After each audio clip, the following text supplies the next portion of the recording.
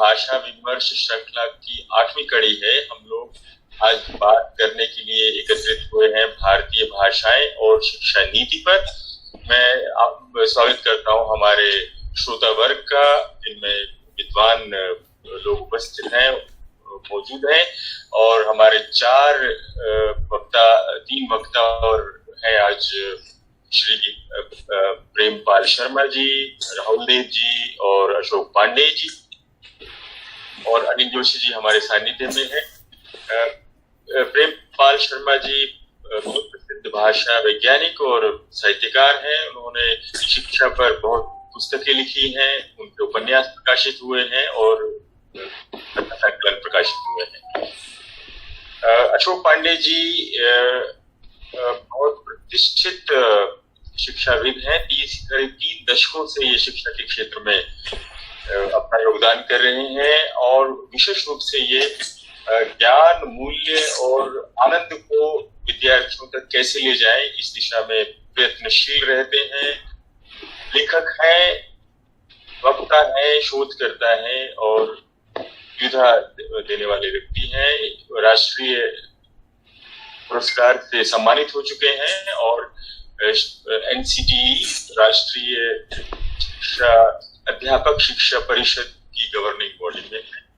हमारे बीच राहुल देव जी भी हैं, पत्रकार और साहित्यकार, हमारे अपने व्यक्ति हैं और ये इस श्रृंखला के बहुत महत्वपूर्ण स्तंभ हैं।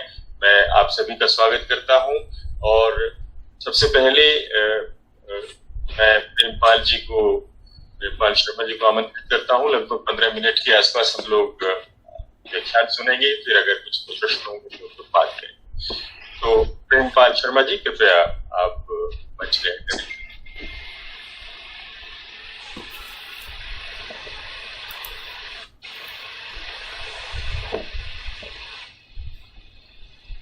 आदरणीय प्रेमपाल शर्मा जी।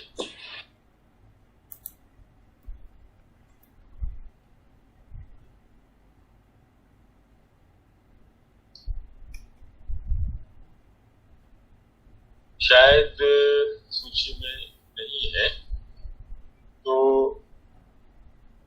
उनकी प्रतीक्षा करेंगे हम। और इस बीच में हमारे प्रिय अशोक पांडे जी को बुला लेता हूं। वो एल्कॉन ग्रुप ऑफ स्कूल्स के निदेशक है। पांडे जी, आप मेरी आवाज सुन रहे हैं? जी जी जी। तो आप प्रारंभ करें।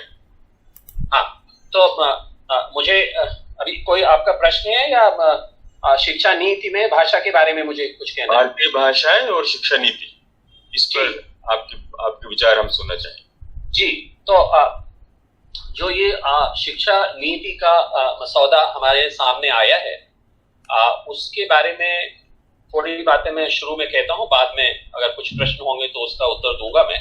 पहली बार शिक्षा नीति में भाषा का बच्चों के जीवन में क्या प्रभाव है, क्या योगदान है और उसको वो कैसे सिंचित करता है, इसके बारे में बड़ा विस्तार से कहा गया है। इस शिक्षा नीति में बहुत कम बातें हैं जिनके बारे में इतनी विस्तार से चर्चा की गई है। लगभग 12 पैराग्राफ लिखे गए हैं और उन 12 सारे पैराग्राफ का जो मेरे हिसाब से जो उसका आशय है वो ये है कि ये बताने की कोशिश की गई है कि जो बच्चे, उनके जो फाउंडेशन के जो ईयर्स हैं शुरू के, उसमें जो हम उनके सोचने की शक्ति, उनके समझने की शक्ति, उनकी प्रशंसा की शक्ति को हम एक दूसरी भाषा से एक तरह से कॉन्फ्लिक्ट पैदा कर देते हैं और जिसकी वजह से वो उस समय तो जो कुछ भी करना होता है कर लेते हैं, लेकिन आगे उनको बड़ी समस्या हो जाती है। और इस चीज को बड़े ही एक परसुएसिव ढंग से और एक रिसर्च की जो हमारी फाइंडिंग्स हैं और इन सब बातों को लेकर के ये बताने की कोशिश की गई है कि जो प्रारंभिक शिक्षा है वो मातृभाषा में हो या लोकल या रीजनल लैंग्वेजेस में हो। अब भाषा इस देश में बहुत दिनों से ऐतिहासिक रूप से एक बड़ा विवाद का विषय बन जाता है।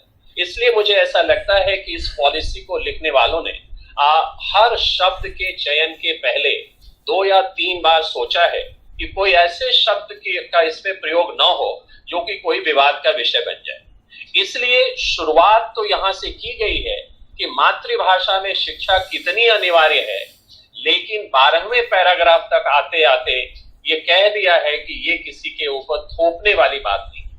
अब जब इन 2 बातों के बीच में जब हम जाते हैं तो हमारे पास एक बहुत लंबा समय मिलता है विचार और विमर्श का, और वो विचार और विमर्श अपने विवेक से और अपने भविष्य की परिकल्पना के उद्देश्य से हमें ये तय करना होगा कि एक 3 साल के बच्चे को, जो कि उसकी मातृभाषा कुछ और है, तो क्या हम उसकी शिक्षा किसी और भाषा में दें या न दें। अब ये एक बहुत बड़ा निर्णय है।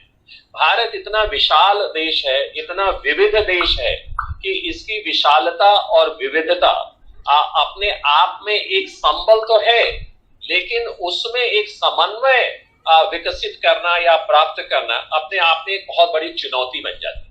तो ये मेरा उसके बारे में विचार है। दूसरा ये है कि भारत की जो भाषा की परंपरा है वो इतनी समृद्ध है, इतनी सुशील है, इतनी सुंदर है, जो कि इस पॉलिसी में इन शब्दों का प्रयोग करके अपनी भाषा के बारे में इन विशेषणों का प्रयोग किया गया है, सिर्फ ये बताने के लिए कि हमारे अंदर कहीं से ये भावना ना आ जाए कि नहीं, जो बाकी भाषा या मैं स्पष्ट रूप से कह दूं अंग्रेजी भाषा है, अगर उसमें हमने अपनी शिक्षा प्राप्त नहीं की तो शायद हम दुनिया की दौड़ में पीछे रह जाएंगे।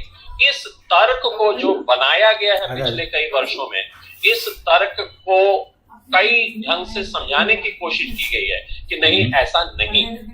और तीसरी बात ये है कि भारतवर्ष की विविधता में एकता लाने का जो प्रयास है, उसके लिए सारी भाषाओं को एक दूसरे से सीखना, उसकी प्रशंसा करना, उसका सम्मान करना, उसके लिए क्या एक हम कोई रणनीति बना सकते हैं कि नहीं। और उस रणनीति के अंदर 2 चीजों का इसमें विशेष रूप से उल्लेख किया गया है। पहला त्रिसूत्रीय भाषा, जिसको हम कहते हैं, वो बहुत दिनों से है, और उसका अगर सच में ईमानदारी से अगर उसका हम जमीनी तौर पे अगर उसका हम पालन करें तो हमारी भाषा की समस्या बहुत हद तक दूर हो जाएगी।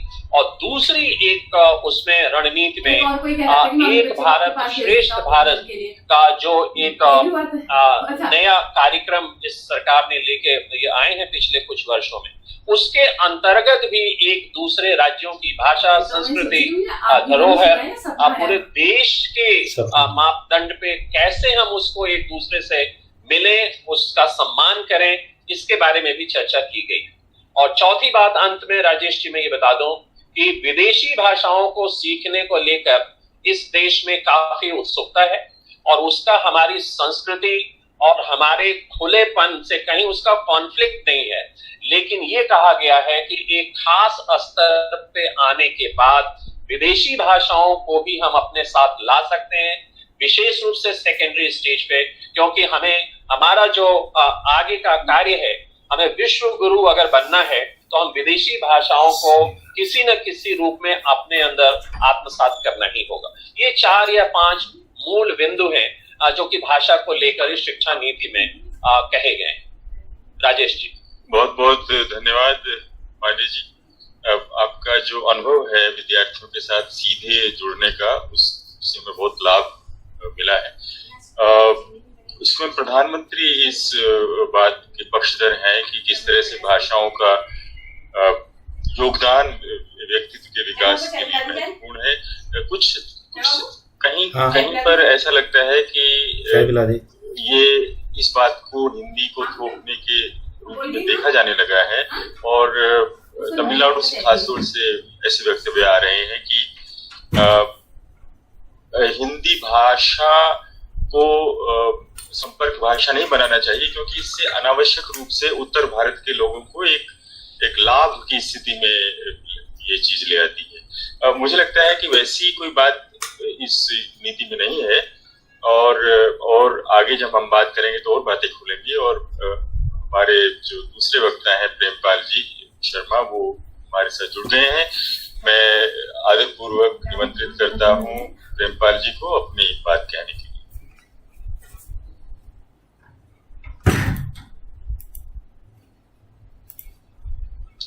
प्रेम, हाँ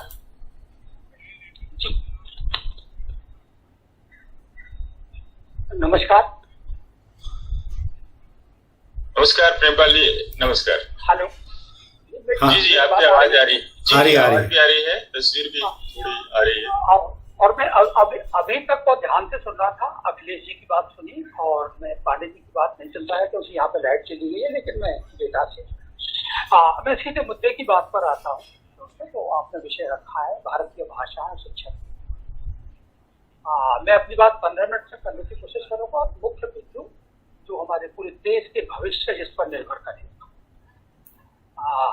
खुशी की बात यह है कि इस शिक्षा नीति में मातृभाषाओं या अपनी भाषाओं या भारतीय भाषाओं की बात को बहुत अच्छे ढंग से रेखांकित किया गया है। मतलब मैं अच्छे ढंग से जब ये कह रहा हूँ तो उन्होंने ये बहुत सही शब्दों में कहा है कि 5वीं क्लास तक तो पूरे देश में निजी स्कूल हो या सरकारी स्कूल हो, अपनी भाषाओं में ही पढ़ाई हो, संभव हो हिंदी में, और अगर उससे आगे 8वीं तक की अगर हो सकती है तो और भी अच्छी बात होगी।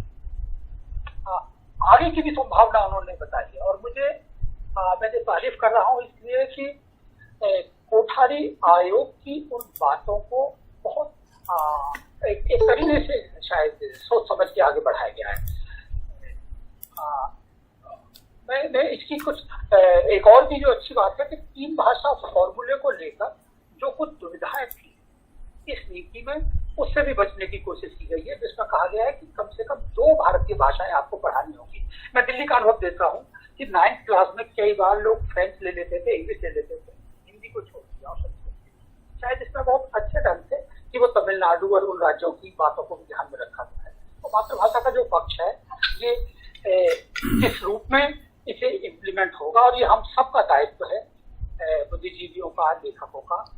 अगर मातृभाषा शिक्षा में हम कर पाए तो मुझे लगता है ये बहुत बड़ी क्रांति होगी। मैं इसे क्रांति से कम नहीं मानूंगा, क्योंकि दुनिया के देशों की बातें सुनते हुए और आदर्श बातें टर्की का उदाहरण देते देते हमारे कान पक गए।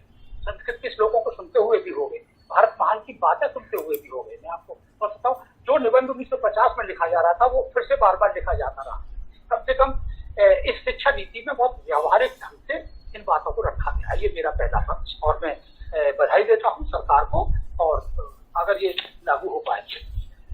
दूसरा पक्ष जो मुझे सबसे अच्छा लगा वो है विविध विषयों के आपस में जैसे जो रिजिडिटी थी उसमें लचीलापन ये कि 9वीं या 11वीं के बाद मैं अगर साइंस का विद्यार्थी हूँ और मुझे इतिहास अच्छा लगता है या राजनीति शास्त्र अच्छी लगती है, मेरे पास तो कुछ क्रेडिट उसके भी होंगे। आप मान के चले, मुझे कई बार आश्चर्य होता है कि जब ग्लोबली दुनिया के सभी विश्वविद्यालयों में, स्कूलों में ऐसा था, तो आखिर हम इसे क्यों नहीं कर पाए। मैं अगर साइंस का विद्यार्थी हूँ और मुझे इतिहास अच्छा लगता है तो मैं इतिहास क्यों नहीं पढ़ सकता, या इतिहास के विद्यार्थी को लगता है कि वो म्यूजिक सीखना चाहता है, स्पोर्ट्स करना चाहता है, मनोविज्ञान पढ़ना चाहता है, तो क्यों नहीं हो। ये एक बड़ा कदम है और मुझे लगता है कि आने वाले दिनों में इसकी व्यावहारिक दिक्कतें कितनी भी आए लेकिन इस पर काम होगा। एक इतना ही महत्वपूर्ण पक्ष मुझे शिक्षा नीति का लगता है, मैं उन बातों को कह रहा हूँ जो वाकई पूरे देश के लिए एक दिशा देगी। जो ग्रेजुएशन में, जैसा कि प्रधानमंत्री जी ने कहा कि पहले अगर 1 साल या 2 साल के बाद छोड़ देता था तो वो कहीं का नहीं रहता था, कि क्या कहता था कि 12वीं पास हो। अब इसमें उसके पास में कोई सर्टिफिकेट होगा, डिप्लोमा होगा, और अगर आगे पूरी डिग्री होगी तो 3 साल का होगा। या देखा जाए तो 2 दिन पहले प्रधानमंत्री ने ये बात फिर से दोहराई थी कि अब बीच में अगर मान लो मैंने मनोविज्ञान में BA ज्वाइन किया है और मुझे लगा है कि मनोविज्ञान पसंद नहीं आ रहा और बीच में छोड़ दिया, तो वो छोड़ के उसे कुछ सर्टिफिकेट मिल जाएगा, डिप्लोमा मिल जाएगा, और वो चाहे तो दूसरी दिशाओं में भी जा सकता है। मैं कुछ बातों को रिपीट नहीं करना चाहता, जैसे 6% जो GDP की बात की गई है आंकड़ों की, उम्मीद करते हैं कि सरकार इसको पूरी तरह से आगे बढ़ाएगी। एक और पक्ष जो मुझे लगता है जो हम सबके लिए बहुत जरूरी है वो है स्किल डेवलपमेंट, जिसमें कारपेंटरी, पेंटिंग या चिनाई का सामान करना। मेरी अभी पिछले दिनों उत्तर प्रदेश की एक बड़ी वरिष्ठ IAS अधिकारी से बात हुई, तो उन्होंने कहा कि वो दिल्ली में प्रेजेंटेशन स्कूल में पढ़ी थी, तो जहाँ टॉयलेट की सफाई भी करनी पड़ती थी, बेड साफ करना पड़ता था, झाड़ू लगाते थे। हाँ ले कुछ बच्चे जो लड़कों के लिए कुछ अलग था, सिलाई का काम है, सिलाई का काम है। पता नहीं हम धीरे धीरे गांधी की तालीम से दूर होते क्यों गए। मुझे लगता है कि ये गांधी की वर्धा स्कीम या नई तालीम की वापसी है, और ये बहुत सुखद बात है। इसको इम्प्लीमेंट कैसे किया जाए, इसके लिए मेरा शायद एक सुझाव रहेगा कि सरकार इन सब के लिए मॉनिटरिंग कमेटी बनाए। पाठ्यक्रम मैं पहली बात जो मातृभाषाओं में, अब ये भी नहीं आप वो कह सकते, बहाना ले सकते कि किताबें उपलब्ध नहीं है। क्या 5वीं तक की किताबें उपलब्ध नहीं है? क्या 8वीं तक की किताबें उपलब्ध नहीं है? क्या 12वीं तक की किताबें उपलब्ध नहीं है? सब कुछ है। इंदिरा गांधी ओपन यूनिवर्सिटी ने सारी ग्रेजुएशन और पोस्ट ग्रेजुएशन की किताबों को भी रखा है। इसलिए मुझे लगता है कि सरकार को हम सबको एक लगातार, जिसे प्रेशर ग्रुप कहते हैं, उसके लिए भी वो करना पड़ेगा। मॉनिटरिंग ग्रुप बनाए जाए, चाहे वो व्यावसायिक शिक्षा के लिए हो, मातृभाषा के लिए हो या यूनिवर्सिटी के लिए। मेरा दो बातों पर मेरी असहमति भी मुझे मैं कहना चाहूंगा। इसमें पहला है 3 वर्ष के बच्चों को स्कूल भेजने की बात। अभी तक हम सारे शिक्षाविद यही सुनते आए हैं कि अगर बच्चे को 5 साल से पहले भेजा जाए, और हमारे अक्सर 50% गांव या 60% गांव में तो कोई फैसिलिटी नहीं है। 3 वर्ष के बच्चे को स्कूलों में भेजना शायद मुझे लगता है कि व्यावहारिक कदम नहीं होगा। इस पर अगर सरकार दोबारा से पुनर्विचार करे, और वैसा ही पक्ष है 100 विदेशी विश्वविद्यालयों को आने की छूट देना। हमने भी पिछले दिनों इंस्टीट्यूट ऑफ एक्सेलेंस की बात की थी कि जिन्हें हम अपनी एक थोड़ी स्वायत्तता देंगे रिक्रूटमेंट में यूनिवर्सिटीज की, तो पहले शायद अगर उस प्रयोग को आगे बढ़ाया जाए तो अच्छा रहेगा। एक और भी चीज से बचने की जरूरत है कि आईआईटी और आईआईएम में पहले से ही हमारे पास मानविकी शुरू हो चुकी है 20 साल पहले। अगर उसको हम पूरी तरह से और भी इंटरडिसिप्लिन और बढ़ाने के लिए कह दिया है, तो मुझे लगता है कि हमारी वो टेक्निकल वो क्षमताएं कम होंगी। अगर विज्ञान की शिक्षा को, शोध को हम आगे ले जा पाए, डीपी के अंदर बहुत सारी बातें कही गई हैं जिसमें रिसर्च फाउंडेशन बनाया जाएगा और दूसरी बातें, लेकिन देखना होगा कि ये कितना जमीन पर उतरती है। उम्मीद करनी चाहिए कि सरकार ने जो काम किया है वो शायद बढ़े और हमें बढ़ाना पड़ेगा। एक बात जो उम्मीद मुझे लग रही है कि पता नहीं कॉमन स्कूल जो सभी के लिए समान शिक्षा जैसा शब्द का इस्तेमाल से क्यों बचा गया है। अगर हमारे ये इरादे हैं कि अपनी भाषाओं में हो, इंटरडिसिप्लिनरी हो, तो एक समान शिक्षा का जो सपना जो डॉक्टर कोठारी ने 1966 में किया, 68 की पॉलिसी में उसे शामिल किया गया, अगर वह भी शामिल होता तो बहुत अच्छा होता। मुझे लगता है कि पब्लिक स्कूलों को हटाने की भी, शब्द को हटाने की भी बात की थी। बस मैं अंतिम बात और अपना कहना चाहूंगा, टीएसआर सुब्रमण्यम समिति ने विश्वविद्यालयों में भर्ती के लिए यूपीएससी जैसा एक बोर्ड बनाने की बात कही गई। आपको पता होगा विश्वविद्यालयों की भर्ती का, चाहे वो डीयू हो, दिल्ली विश्वविद्यालय हो, जेएनयू हो, उनमें भर्तियों का क्या हो है, शोध कैसे होते हैं, किस ढंग की, अगर वहां पर कोई ऐसा बोर्ड बनाया जाएगा वह बहुत जरूरी होगा। अगर वैसा नहीं हुआ तो हमारे विश्वविद्यालयों की जो खस्ता हालत है, जिस ढंग से डिग्रियां दी जा रही हैं, बांटी जा रही हैं, रिश्वतखोरी है, और वही लोग आगे चल के विश्वविद्यालयों में शिक्षक बनेंगे, तो वो शिक्षक कम बनेंगे, वो राजनीति का रास्ता ज्यादा नापते हैं। अगर उसको फिर से शामिल किया जाएगा आने वाले दिनों में, और अगर ऐसी बातें वहां तक पहुंचती हैं तो शायद ये बहुत अच्छी बात होगी। धन्यवाद, मैं अपनी बात यही खत्म करता हूँ। बहुत बहुत धन्यवाद प्रेमपाल शर्मा जी आपका, आपके वक्तव्य के लिए। आपने पूरी शिक्षा नीति का न केवल भारतीय भाषाओं के संदर्भ में, बल्कि शिक्षा नीति में जो और अच्छी बातें हैं कि व्यक्ति या विद्यार्थी जो विषय चाहे वो पढ़ सकता है, उसमें कोई स्ट्रीम जैसी बात अब नहीं रही, और उसका जो बल कौशल शिक्षण पर है उस पर भी आपने ध्यान आकर्षित किया, और आपकी चिंताएं कि इसमें बहुत अच्छी बातें हैं। मुझे लगता है कि हर शिक्षा नीति में ये बात, इस पर जोर दिया जाता है कि मातृभाषा में ही पढ़ाई होनी चाहिए, लेकिन वे लागू नहीं हो पाती। तो आपकी जो चिंता है ये कितना जमीन पर लागू हो सकती है, और मॉनिटरिंग की बात आपने की, और मुझे आपकी इस बात से भी सहमति है, या शायद मैं भी इस पर जोर देना चाहूंगा कि हिंदी भाषा में भी या भारतीय भाषाओं में भी वो शक्ति आनी चाहिए कि वे शिक्षा के विभिन्न चरणों में लागू होने में मदद कर सके। बहुत बहुत आभार आपका, बहुत धन्यवाद। और मैं अब आमंत्रित करता हूँ श्री राहुल देव जी को, हमारे निरंतर हमारे साथ हिंदी भाषा, भारतीय भाषाओं में संवाद आदि पर चर्चा करते रहे हैं। कृपया राहुल देव जी अपना वक्तव्य रखें।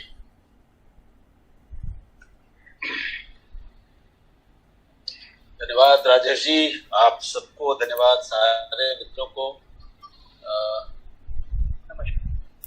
इतने सारे मित्र हैं कि मैं सबको व्यक्तिशः करूंगा तो आपका समय ही खाऊंगा, इसलिए मैं उससे बचता हूं और सब स्वीकार। सब इतने हम लोग अब एक यज्ञ में शामिल हम लोग सब होता हैं, याज्ञिक हैं, और इसलिए एक दूसरे को जानते भी हैं, सरोकारों से सुपरिचित हैं।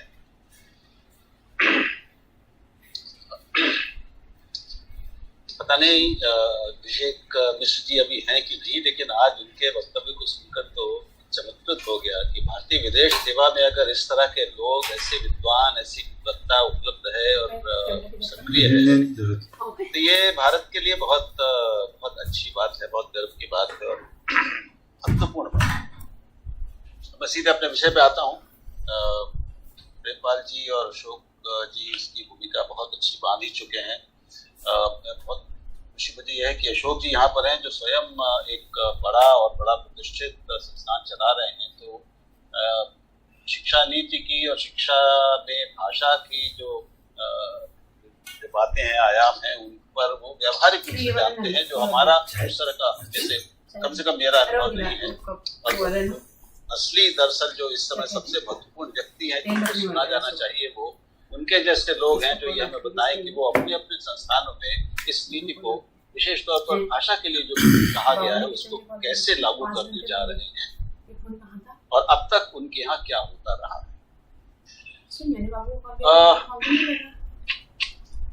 जैसा दोनों हमारे मित्रों ने कहा कि ये नीति कई मायनों में अनूठी है, नई है और पहली बार आई है। यानी नीति के स्तर पर भाषाओं को इस दृष्टि से एक समग्रता के साथ उनके महत्व को स्वीकार किया गया है, रेखांकित किया गया है, और ये स्वीकार किया गया है कि वो उसका बाकायदा जो 22वां अध्याय है,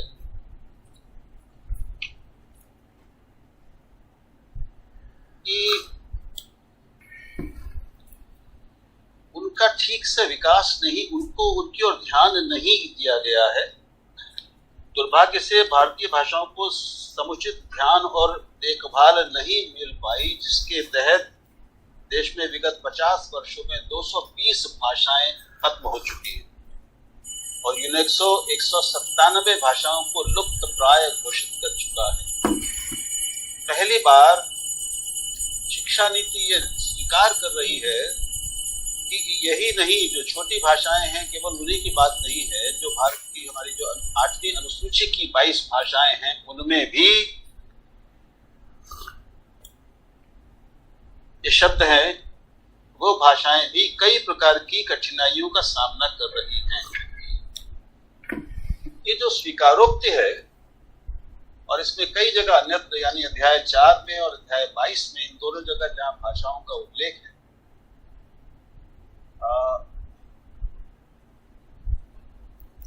एक भाषा के प्रति समग्र और नई दृष्टि हमें दिख रही है और एक चिंता साफ साफ दिख रही है, और उसमें जो नहीं हुआ है या जो अब स्थिति उनकी हुई है उसको बहुत ही मुलायम तरीके से स्वीकार करने की भी बात की गई। एक बड़ा अंतर यह है कि जो पिछला प्रारूप था 1 साल पहले जो आया था, उसमें तो साफ साफ अंग्रेजी के कारण जो नुकसान हुआ है देश को और भाषाओं को, संस्कृति को, उसका साफ साफ उल्लेख था और उसे एक समस्या के रूप में बिल्कुल दो टूक निरूपण उसका किया गया था।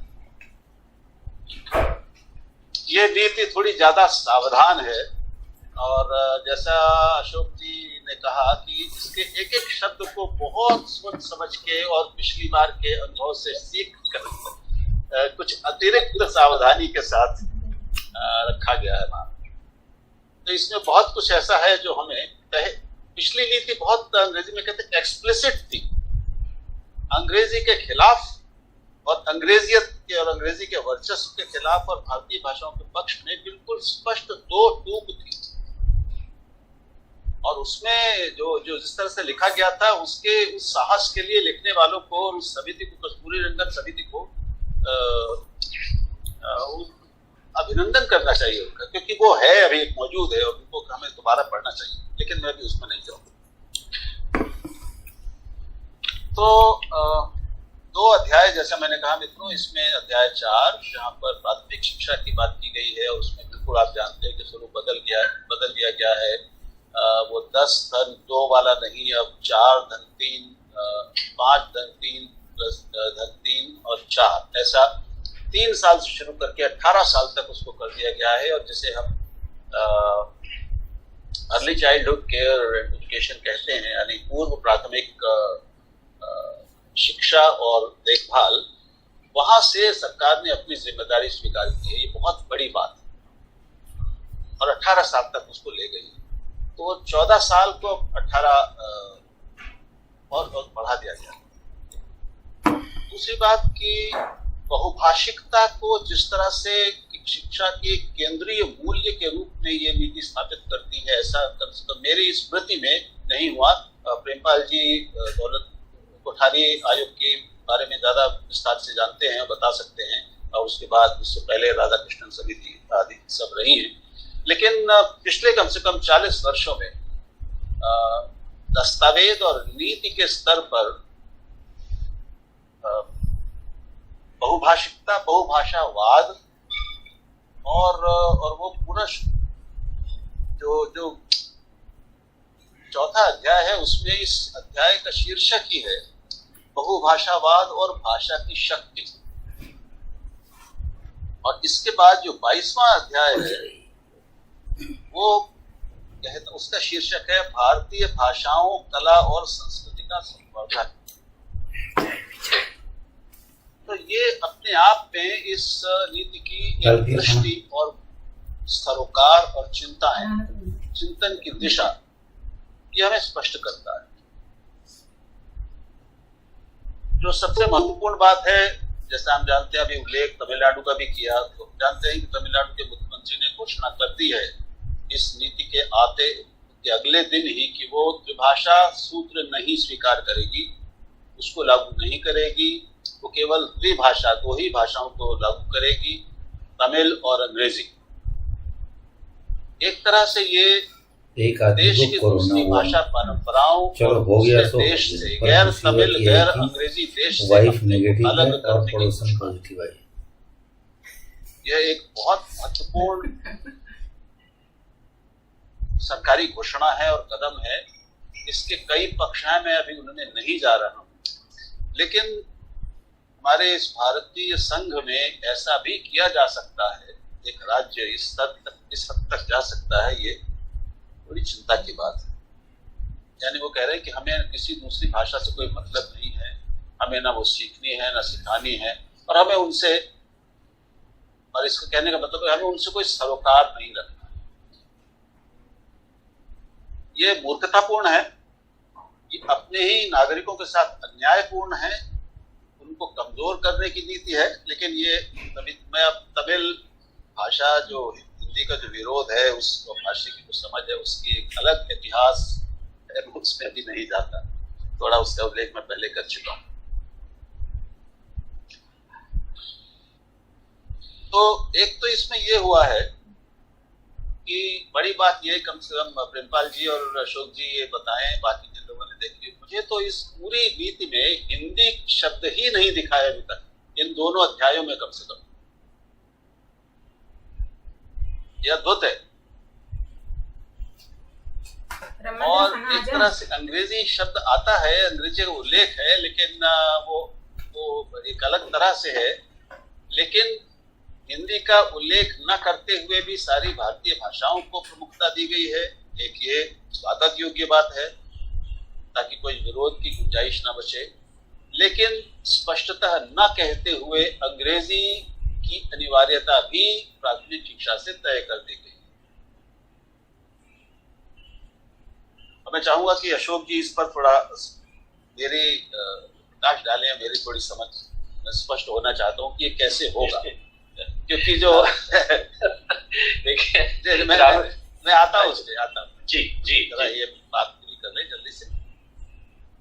तो मैंने अपने फिर ये आपके लिए भी एक प्रश्न है, मैंने अपने एक मित्र जो देश दिल्ली के बहुत प्रसिद्ध प्रतिष्ठित इसकी प्रधानाचार्य हैं, प्राचार्य हैं विद्यालय की, उनसे पूछा कि भाई इसका क्या मतलब है कि क्या निजी विद्यालय तैयार हो गए हैं कि अंग्रेजी माध्यम को हटाकर भारतीय भाषाओं और स्थानीय भाषा या मातृभाषा में कम से कम 5वीं या 8वीं तक शुरू करें। तो उन्होंने कहा कि भाई नीति में किंतु परंतु नहीं है, वो सबको करना है, सब पे लागू होगी। और नीति में बिल्कुल साफ वाक्य है उसमें 4थे अध्याय में कि ये इसका निजी और सरकारी सभी विद्यालय पालन करेंगे। अब उसमें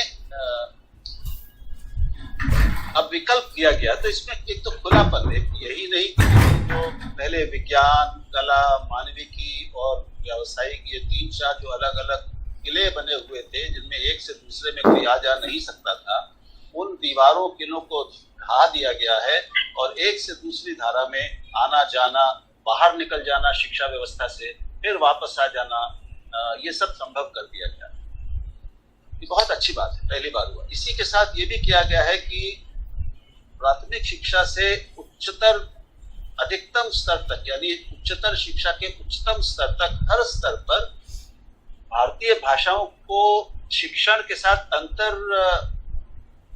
एकीकृत करने की का वाक्य है पूरा, बड़ा महत्वपूर्ण है। एक एक वाक्य बहुत महत्वपूर्ण है और इनको समझने की जरूरत है अभी हम सबको।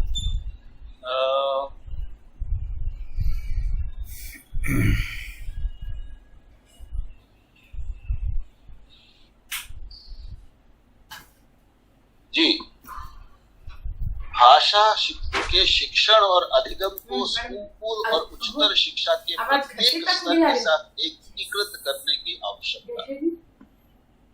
एक बड़ी बात है। हम आशा करते हैं कि कुछ दिनों में इसका नक्शा हमारे सामने आएगा कि कैसे होगा। और बहुत अच्छी बातें हैं कि जो शिक्षण सामग्री है, सारी भाषाओं के शिक्षण शैली को, शिक्षण को सुधारने की जरूरत है। उसमें शिक्षण सामग्री जिसमें छपे हुए यानी प्रिंट और टीवी, रेडियो, ये सारी कला, रंगमंच, ये सब भाषा शिक्षण के साधन के रूप में कहे गए हैं। और इन सब में इस सामग्री के सतत प्रवाह को बनाए रखने की और सतत प्रवाह को सामग्री का अद्यतन, शब्दकोशों का अद्यतन करना, ये सारी चीजें नियमित रूप से की जाएगी, ये वो कह रही है। और उसका व्यापक प्रसार भी। और ये स्वीकार करती है नीति कि विदेशों में ये जो भाषा शिक्षण की सामग्री है, विविध सामग्री, बहुमाध्यम, बहुआयामी सामग्री, इनका जो निर्माण है जिसमें अनुवाद भी शामिल है, दूसरी भाषाओं में जैसे कोई अच्छी चीज आई उसका तुरंत अनुवाद करके अपनी भाषा में लाना, ये काम विदेशों की तुलना में भारत की गति काफी धीमी रही है। कि मैं शब्दशः वाक्य पढ़ रहा हूँ, इसलिए मैं नोट कर रहा था आपके। वो ये भी स्वीकार कर रहा है कि कुशल भाषा शिक्षकों की अत्यधिक कमी रही है। भाषा शिक्षण में सुधार जो अनुभव आधारित शिक्षण होगा और अंतःक्रिया की क्षमता के आधार पर वो बढ़ाने वाला शिक्षण होगा। नीति ये कहती है कि भाषा शिक्षण में और भाषा के शिक्षकों की अत्यधिक कमी के लिए बड़े निवेश की जरूरत है और वो किया जाए। तो एक तो इससे ये होगा, अगर ये लागू हुई तो, कि हर प्रदेश को अपने में उसकी भाषा के शिक्षकों के नए पद बड़ी संख्या में सृजित होंगे, क्योंकि हर प्रदेश को अंग्रेजी के साथ साथ दो भाषाएं पढ़ानी होगी, तो कम से कम एक दूसरे राज्य की भाषा उसको पढ़ानी होगी। एक उसकी स्थानीय भाषा होगी, एक अंग्रेजी होगी और एक कोई दूसरी भाषा होगी। तो वो अलग अलग जगह अलग अलग हो सकती है। ये जो निर्णय है कि कौन सी भाषा पढ़ेंगे, ये जो इसके लिए जो कहते हैं व्यवस्था,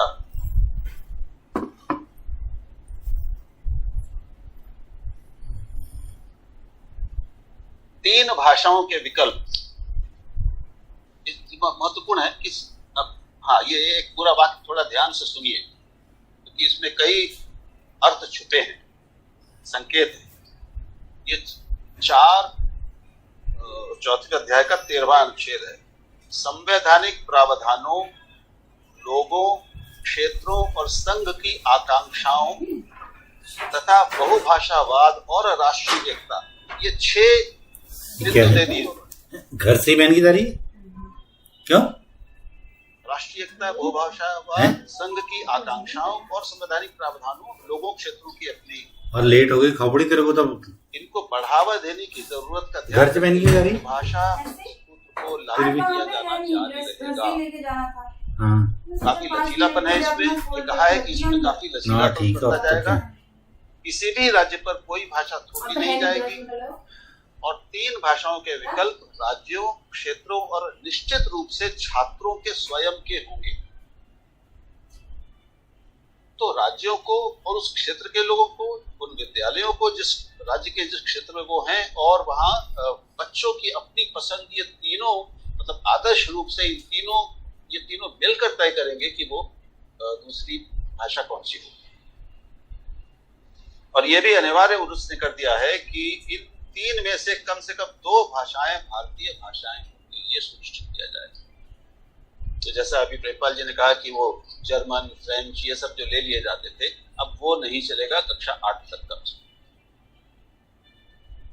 या शायद उसके आगे भी। तो ये इसका सीधा मतलब है, जैसे मैंने कहा कि बहुत बड़ी संख्या में राज्यों को इन सारी अपनी अपनी भाषाओं में नए उनको शिक्षक बनाने होंगे। तो भाषा पढ़ने वालों के लिए और भाषा शिक्षक जो हैं उनके लिए रोजगार के काफी बड़ी संख्या में नए अवसर खुलने चाहिए। अच्छी बात है। और इसमें आर्ट साइड पढ़ के हमें नौकरी नहीं मिलेगी, तो विज्ञान, इस तरह होता है भाषी पाठ्य पुस्तकों को तैयार करना होगा, मिलेगी कम से कम। शिक्षण अधिगम सामग्री को तैयार करना होगा, किया जाएगा। और इसलिए किया जाएगा कि बच्चा मातृभाषा और अंग्रेजी दोनों में MA तक जिन्होंने किया, लिखने, पढ़ने और समझाने में, बोलने में सक्षम हो सके। पहली बार मैं समझता हूँ कि कोई नीति कह रही है कि भारत की भाषाएं दुनिया में सबसे समृद्ध, सबसे वैज्ञानिक, सबसे सुंदर और सबसे अधिक अभिव्यंजक भाषाओं में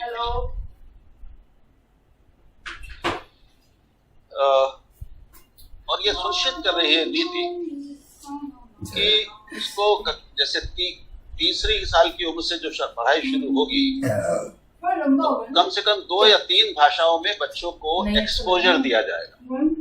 तो बहुभाषिकता की नींव प्राथमिक शिक्षा में ही दी जा रही है, प्राथमिक कक्षाओं में। अब वो 2-3 भाषाएं कौन सी होंगी ये विद्यालय तय कर सकता है, वहां सारी सरकारें तय कर सकती है, विद्यालय भी कर सकती है।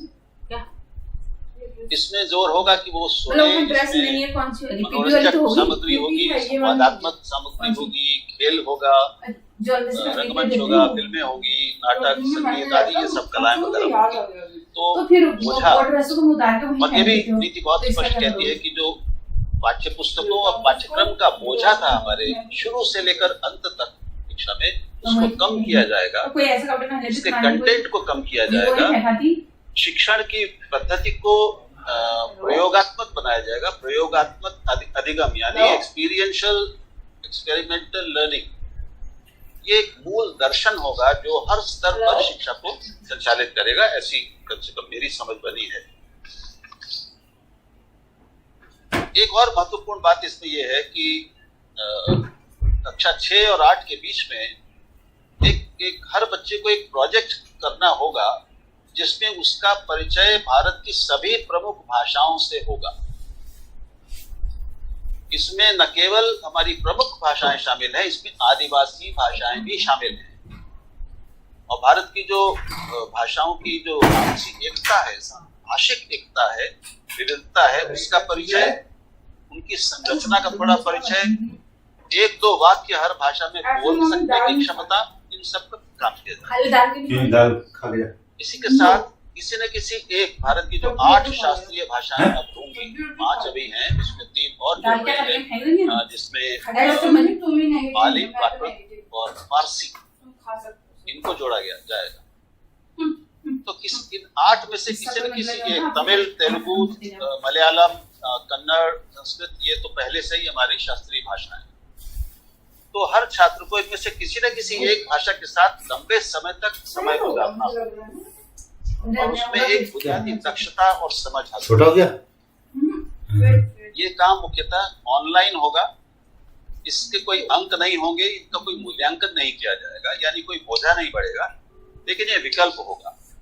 और संस्कृत को, मैं फिर शब्द पढ़ रहा हूँ, संस्कृत को त्रिभाषा के मुख्य धारा विकल्प के साथ स्कूल और उच्चतर शिक्षा के सभी स्तरों पर छात्रों के लिए एक महत्वपूर्ण समृद्ध विकल्प के रूप में पेश किया जाएगा। अपने आप में बड़े महत्वपूर्ण, बड़े वजनी शब्द हैं। इनके माध्यम से जो अपेक्षा है नीति कि वो ये कि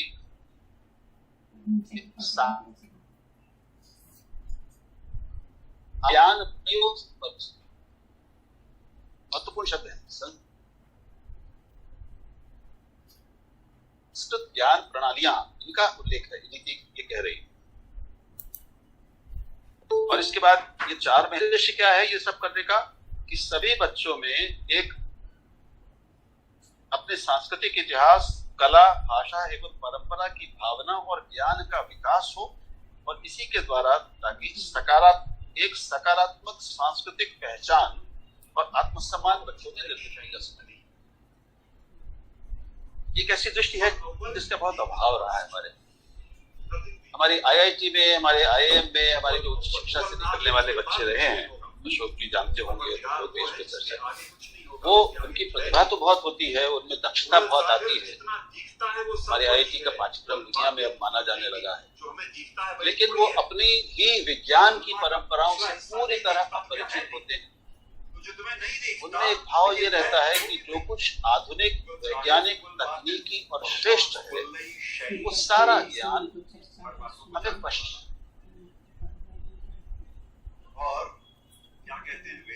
जिनसे प्राप्त हुआ तो प्रदत्त है, और भारत के पास रहा है विज्ञान का इतिहास है, इसके 1 घंटा भी IIT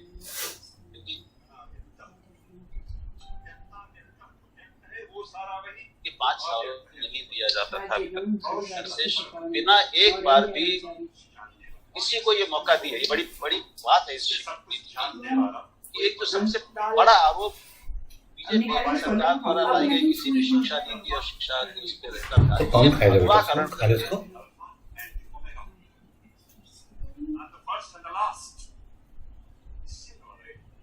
जो भगवा किताबों सब तो अंग्रेजी में जिसे कहते हैं कि इस दृष्टि से ये अनएक्सेप्शनेबल है,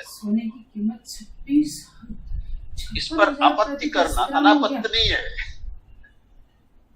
और वो लिखना है दिवाली तक ये होगा बोल्ड 80,000 बहुत चतुराई इसकी कह लें, और ये सावधानी इसमें हमको दिखती है।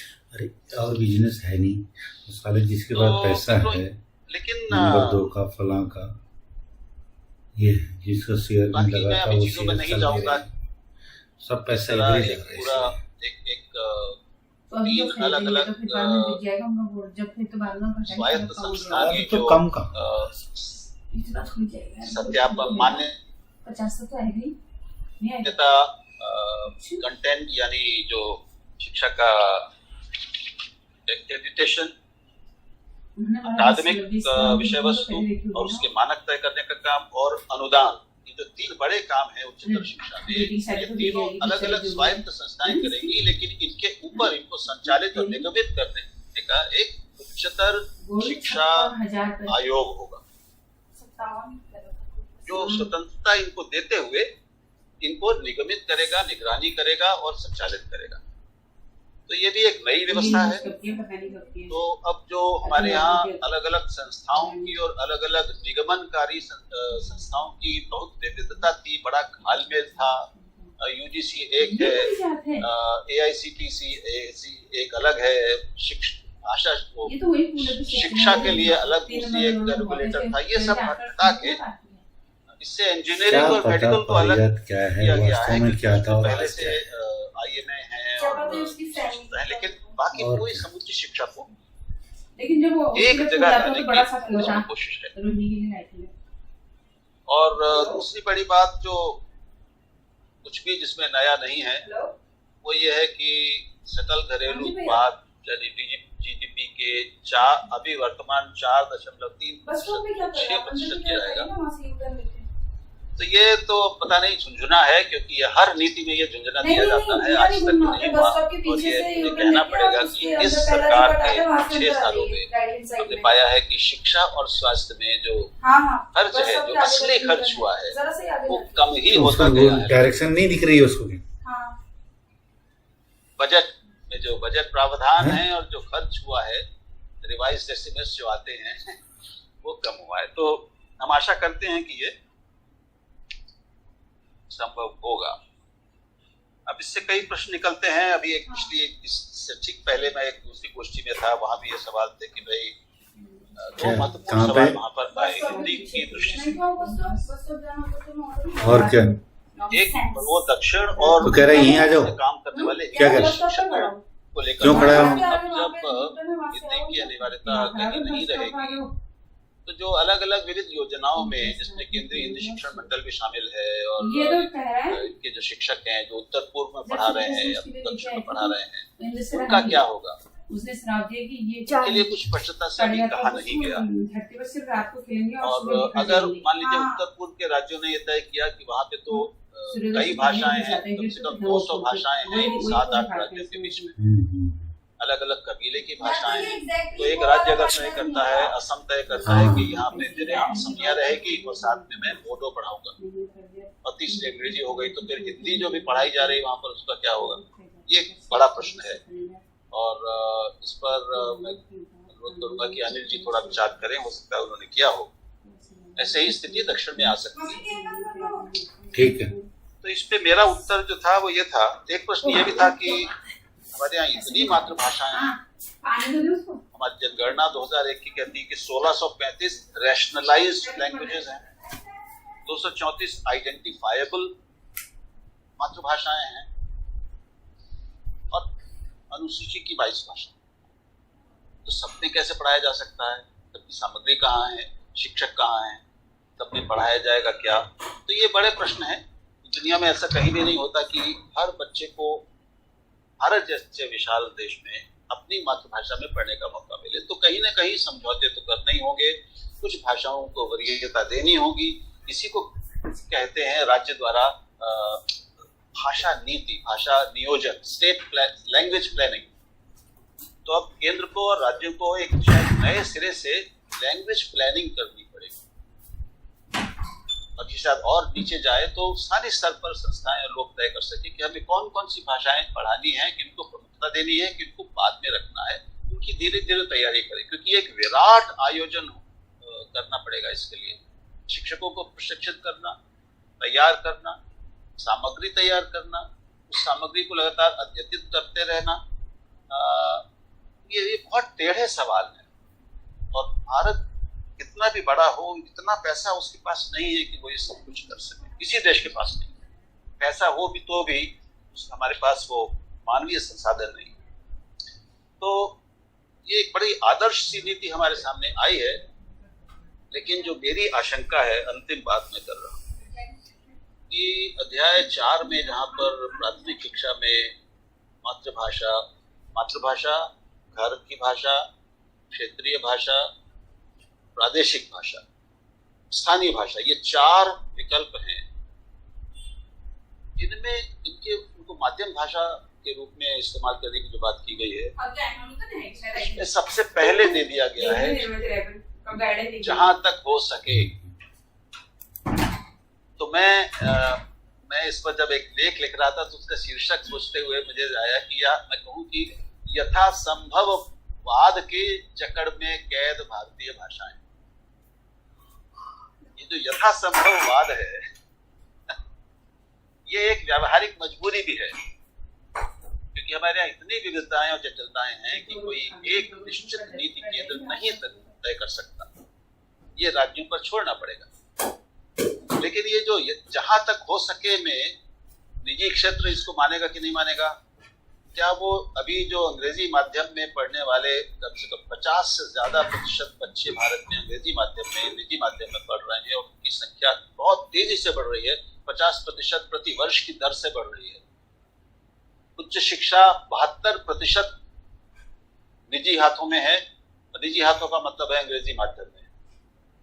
तो कुछ आंकड़े दे दूं, ये चुनौतियां हैं हमारे सामने। स्कूलों में 45 से 50% निजी हैं, कॉलेजों में 45.2% प्राइवेट अनएडेड हैं और 21% प्राइवेट एडेड है। ये सब मिला के लगभग 70% ही हो जाता है। ये सारे नामांकनों का यानी एनरोलमेंट जो है उसके आंकड़े हैं। जो व्यावसायिक पाठ्यक्रम है प्रोफेशनल, वो लगभग सभी हम जानते हैं कि वो निजी हैं। उनमें स्नातक पाठ्यक्रमों में 72.5% हैं निजी क्षेत्र में और परास्नातक में 60.5%। और इसमें 2014 से 18 के बीच में 5 साल में 55% वृद्धि हुई है। इस सब के बीच में ये सब कम से कम शुरुआत हो सके, क्योंकि कोई भी भाषा नीति बनती है तो वो 20 साल के लिए बनाई जाती है, ऐसा माना जाता है। क्योंकि जितना लंबा समय उसकी अलग सुधारों को, अलग अलग प्रावधानों को, पहलों को लागू होने में, जमीन तक पहुंचने में, विकसित होने में और पुष्ट होने में, और उसके बाद उसके परिणाम आने में 20 साल लगते हैं, एक पूरी पीढ़ी लगती है। तो एक लंबा समय है। 34 साल बाद आई है तो इसको कम से कम अगले 34, 35 से 40 साल के लिए हम ये मान सकते हैं। और इसमें ये शामिल है, ये नीति ये भी लक्ष्य बता रही है कि जो GER है यानी ग्रॉस एनरोलमेंट रेशियो है, रेट है उच्च शिक्षा में, वो सरकार चाहती है कि 50% तक हो जाए 2000 शायद अगले 10 साल हो गए, 5 साल। तो ये चुनौतियां हैं मित्रों हमारे सामने, लेकिन स्वागत योग्य बहुत कुछ है इस नीति में। भारतीय भाषाओं की कला, भाषा कला संस्कृति, जिनको ये नीति लगातार समेकित और एकीकृत रूप में देखती है, अकेले बात नहीं करती। ये बहुत अच्छा है। ये हाथों के शिल्प की भी बात करती है, हाथों के कौशल की बात करती है। तो बहुत कुछ है इसमें जिसका हमको पूरी स्वागत करना चाहिए और इसको गहराई से समझना चाहिए। बहुत बहुत धन्यवाद। आपका बहुत बहुत धन्यवाद राहुल जी। पांडे जी, आप कुछ बोलना चाहते हैं? हाँ, नहीं, राहुल जी ने प्रश्न किए थे। अब समय कितना है आपके पास मुझे नहीं पता, लेकिन राहुल जी ने तो अब सारी चीजों को विस्तृत रूप से, विद्वत रूप से हम सबके सामने रख दिया। आप उसमें बहुत ज्यादा गुंजाइश नहीं है कुछ कहने की, लेकिन 2 बातें मैं कहना चाहूंगा। पहली बात तो ये जो नीति है ना, ये एक दृष्टि है, विजन है, एक उद्देश्य है। अब इसके साथ इसकी दिशा क्या होगी, इसके लिए हमारी प्रतिबद्धता क्या होगी और इसके लिए हमारी समय रेखा क्या होगी, अब ये आगे के कुछ दिनों में पता लगेगा। ये तो पहली बात। दूसरी बात, चूंकि ये चर्चा भाषा को लेके हो रही थी तो मैंने अपने आप को उसी में सीमित रखा। और मैं ये बता दूं कि भाषा के बारे में कोई भी नीति बनाए और अगर उसमें आप अभिभावकों को, उनकी ललक को, उनकी अपेक्षाओं को और उनकी अपेक्षाओं को बच्चों के द्वारा पूरा करने की जो भावना है, उसमें कोई अगर परिवर्तन नहीं होगा तो कोई भी नीति कारगर नहीं हो सकती। हम सिर्फ चर्चा करते रहेंगे, क्योंकि पेरेंट और बच्चा, अगर यही 2 तो मेन स्टेक होल्डर्स हैं हमारे, और अगर हमने भाषा नीति में तो ये कह दिया wherever it is possible, हम फ्लेक्सिबिलिटी की बात कर रहे हैं, तो अगर राज्य सरकार तो बाद में है, पहले अगर पेरेंट ही कहे कि चुनाव का अधिकार मेरा है, तो आप कौन सी भाषा नीति की बात करें। लेकिन मैंने अपने शुरुआती वक्तव्य में ये कहा राजेश जी कि भाषा के महत्व को, किस भाषा में आप चीजों को समझेंगे फाउंडेशन ईयर्स में, उसके लिए जितने तर्क दिए जा सकते हैं और जितने शोध उसको सपोर्ट करते हैं वो सबकी चर्चा इसमें कर दी गई। अब ये हमारे ऊपर है कि हम उसको कहां तक आत्मसात करते हैं। और अभी सोनम वांगचू एक शिक्षाविद हैं हमारे लद्दाख क्षेत्र के, उनका एक वीडियो आया है, मैं निवेदन करूंगा कि आप सब लोग मौका मिले तो देखें। उन्होंने मातृभाषा में शिक्षा कितनी आवश्यक है और वो कितनी आगे तक हमें आगे बढ़ाने में मददगार है, इसके ऊपर एक वीडियो निकाला उन्होंने। और उन्होंने तिब्बतन्स का उदाहरण दिया कि जब तिब्बती रिफ्यूजीज आए इस देश में तो उन्होंने अंग्रेजी माध्यम में पढ़ना शुरू किया और बाद में उन्होंने यह निर्णय लिया 10 वर्षों के बाद कि नहीं, हमारी प्रारंभिक शिक्षा तिब्बती भाषा में होनी चाहिए। और आज वो सभी तिब्बती भाषा में प्रारंभिक शिक्षा लेते हैं और फिर जाकर के वो अंग्रेजी पढ़ते हैं और वो कहां तक आगे बढ़े हैं उसकी कहानी अलग है। राहुल जी एक चर्चा कर रहे थे किसी प्रधानाचार्य की, मुझे नहीं पता किससे उन्होंने बात की, लेकिन दिल्ली में ही एक बहुत ही प्रतिष्ठित विद्यालय है जिसमें आज भी 5वीं तक की पढ़ाई हिंदी माध्यम में होती है और उस विद्यालय के विद्यार्थी दुनिया के हर शीर्ष स्थान तक पहुंच चुके हैं। तो उदाहरणों की कोई कमी नहीं है, ये है कि हम उसको अपने चॉइस का हिस्सा बनाते हैं कि नहीं। ये अब चूंकि नीति के बारे में 2-3 बातें और कही गई, जैसे फाउंडेशन ईयर्स की बात कही गई, प्रेमपाल जी ने उसके ऊपर कुछ संशय किया, लेकिन मैं उसमें ये कहना चाहता हूं कि आज की तारीख में भारतवर्ष में 6 वर्ष से नीचे 20 करोड़ से ज्यादा बच्चे हैं। अब अगर उन बच्चों को हम सीधे कक्षा 1 में 6 वर्ष की उम्र में लाएं तो उनके भविष्य के निर्माण में हम क्या कर सकेंगे। और अगर उनको हम 3 वर्ष पूर्व आंगनबाड़ी हो, बाल वाटिका हो, प्ले स्कूल्स हो, उनके माध्यम से उनकी न्यूमरेसी और लैंग्वेज स्किल्स को बढ़ाएं तो वो कितनी मददगार होगी। मेरे ख्याल में सरकार का ये मानना है, नीति का ये मानना है कि वो फाउंडेशन ईयर्स बहुत ही अच्छे हैं और वो होना चाहिए इसके बारे में। और दूसरी चीज थोड़ा सा मैं सावधान करना चाहता हूं, यहाँ पे फ्लेक्सिबिलिटी की बात की गई कि सब्जेक्ट की चॉइस में बड़ी फ्लेक्सिबिलिटी होगी। मैं आपको बता दूं कि आज की तारीख में भी कम से कम सीबीएसई में कागजी तौर पे वो फ्लेक्सिबिलिटी आज भी मौजूद है। कोई बच्चा फिजिक्स के साथ चाहे तो हिस्ट्री ले सकता है, लेकिन सवाल ये है कि स्कूल के बाद जब वो कॉलेज में जाता है तो कॉलेज के एडमिशन की क्या प्रक्रिया है। अगर आप वहां पे हिस्ट्री, साइंस का बच्चा अगर हिस्ट्री लेने जाए तो उसके एडमिशन में 5% नंबर कम हो जाते हैं, आप लोगों को शायद ये पता नहीं होगा। तो हम किस फ्लेक्सिबिलिटी की बात कर रहे हैं। और अगर उसे कोचिंग ले करके बाकी परीक्षाओं में कॉम्पीट करना है तो वो पढ़ाई करेगा नहीं ना, वो तो सिर्फ कोचिंग की तैयारी करेगा। तो हम कौन से बौद्धिक विकास और व्यक्तित्व विकास और देश की संस्कृति और धरोहर की बात कर रहे हैं। तो हमें वहां पे बहुत काम करने की आवश्यकता है कि फ्लेक्सिबिलिटी हम लाके जो कुछ स्कूल में कर रहे हैं, कॉलेज में जाके उसे डेड वॉल से भिड़ना पड़ रहा है, वहां पे सारी प्रॉब्लम आ जा रही है। तो ये 2-3 उसमें कॉशनरी पॉइंट्स भी हैं, लेकिन जैसा कि राहुल जी ने कहा, मैं उनसे पूरी तरह सहमत हूं कि ये एक ट्रांसफॉर्मेटिव पॉलिसी है और इसमें बदलाव के बहुत सारे लक्षण हैं, गुण हैं। लेकिन सवाल ये है कि इस देश का जो कलेक्टिव विल है और जो हमारे रिसोर्सेज हैं उनको हम किस हद तक मोबिलाइज कर सकते हैं इस पॉलिसी को जमीनी तौर पर कार्यान्वित करने के लिए, ये एक चुनौती है जिसे हमें देखना होगा। बहुत धन्यवाद आपका। जी राहुल।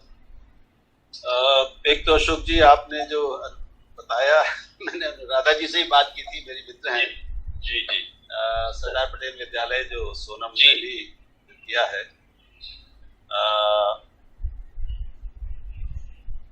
तो उसपे एक मेरा सुझाव है आप और आपके जैसे के लिए, लेकिन उससे पहले एक और महत्वपूर्ण वाक्य मुझसे बताना छूट गया था, वो अत्यंत महत्वपूर्ण है। जो भारतीय भाषाओं का संवर्धन कला वगैरह वो जो अध्याय है, अध्याय उसका जो अंतिम वाक्य है वो मैं पढ़ रहा हूँ। भारतीय भाषाओं में प्रवीणता को रोजगार अर्हता के मानदंडों के एक हिस्से के तौर पर शामिल किया जाएगा। ये बहुत अपने आप में बड़ी बात है। भारतीय भाषाओं में प्रवीणता को रोजगार अर्हता के मानदंडों के एक हिस्से के तौर पर शामिल किया जाएगा। ऐसा आज तक शायद नहीं कहा गया। दूसरा एक मेरा अनुभव अशोक जी को जल्दी से बताता हूँ, मेरा अपना अनुभव रहा है। तो वहाँ पर शिक्षकों और प्राचार्यों की भूमिका आती है। सरदार पटेल विद्यालय का ही एक जो एकमात्र ग्रामीण शाखा है दिल्ली में, एक तो गांव में है, और वहाँ पर एक समस्या खड़ी हो गई थी कि चूंकि सरदार पटेल विद्यालय की नीति है कि वो 5वीं तक हिंदी माध्यम में ही पढ़ाते हैं, तो जो दिल्ली के गांव वाले जिसमें जाट और गुर्जर और बड़े अमीर, हम अर्धशिक्षित लेकिन बहुत अमीर, अत्यंत अमीर जो ये लोग हैं दिल्ली के, इनके प्रबंधन से लड़ाई चल रही थी और वो उनका दबाव था बहुत जबरदस्त कि आप हमें बच्चों को हिंदी माध्यम नहीं चाहिए, हमें बच्चों को अंग्रेजी माध्यम में पढ़ाइए।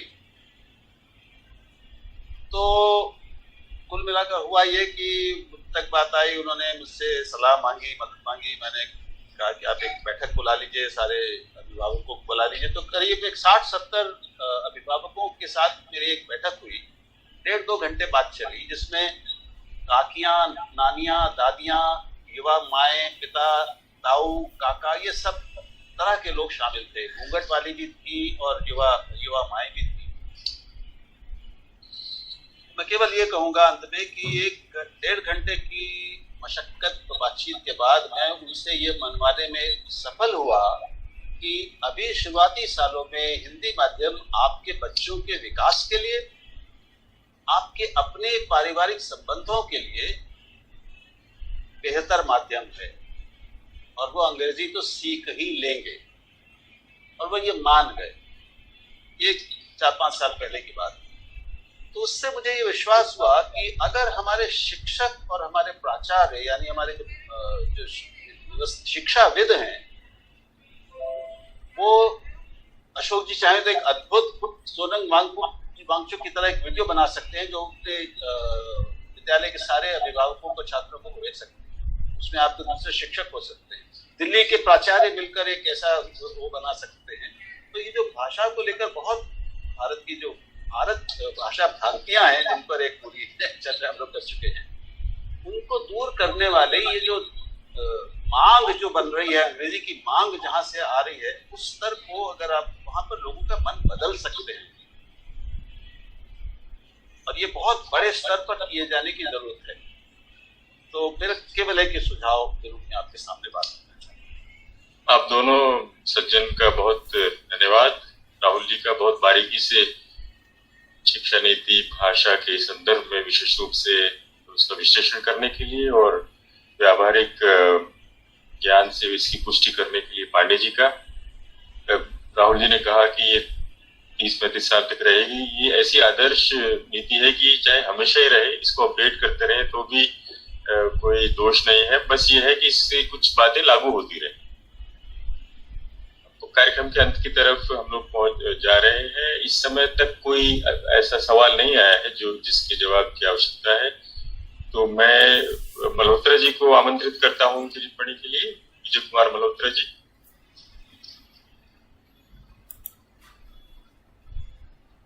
आपका माइक्रोफोन चालू करना चाहिए। विजय कुमार मल्होत्रा जी, ठीक है, अब आवाज आ रही ना? बिल्कुल। मैंने आज ही आप सब लोगों को एक बहुत नोट भेजा था। मुझे दुख है कि किसी ने भी विचार करने का प्रयास नहीं। बस उसकी 1-2 बातों का टिप्पणी कर देता हूं कि इसमें लिखा है हमारी शिक्षा नीति में कि होम लैंग्वेज, मदर टंग या रीजनल लैंग्वेज। राहुल जी ने थोड़ा उसका संकेत किया, इसलिए मैं उससे आगे बात को ले जाऊंगा।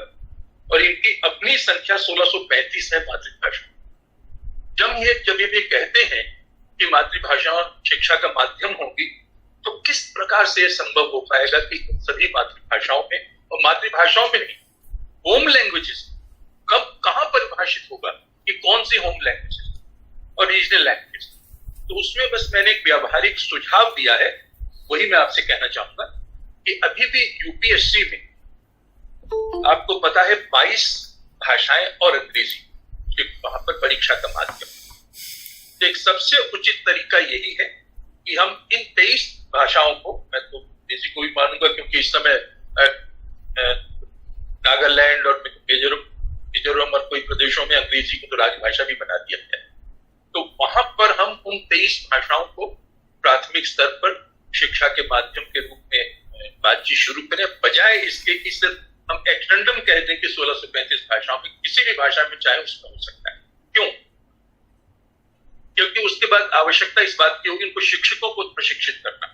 अभी क्योंकि अब जो उम्र भी 3 वर्ष से बच्चों को प्रवेश मिलने लगेगा, तो अभी तक तो आंगनवाड़ी में शिक्षक होते हैं और नीति में कहा भी गया है कि आंगनवाड़ी के शिक्षकों को भी शिक्षित किया जाएगा। 6 महीने की उनकी योजना भी है, ये अच्छा प्रसार। दूसरी बात बस मैं कह के अपनी बात समाप्त करूंगा कि इसमें अंग्रेजी कहीं पर भी नहीं है।